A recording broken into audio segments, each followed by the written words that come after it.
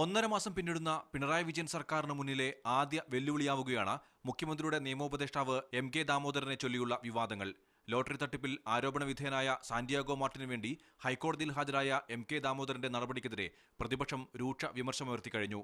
CBI വെറുതെ വിട്ട 23 കേസുകളിൽ അപ്പീൽ നൽകാൻ തീരുമാനിച്ച ഗവൺമെന്റ് തന്നെ ഗവൺമെന്റിന്റെ നിയമോപദേഷ്ടാവിനെ സാന്റിയാഗോ മാർട്ടിനു വേണ്ടി നിയോഗിക്കുന്നത് ദുരൂഹതയുള്ളൊരു കാര്യമാണ്. ഈ തരത്തിലുള്ള കേസുകളിൽ ഹാജരാകാനാണ് അദ്ദേഹം ഉദ്ദേശിക്കുന്നതെങ്കിൽ മുഖ്യമന്ത്രിയുടെ നിയമ ഉപദേശകൻ എന്നുള്ള ആ പദവിയിൽ നിന്നും ഒഴിഞ്ഞു നിന്ന് ഹാജരാകുന്നതായിരിക്കും ഏറ്റവും നല്ലത്.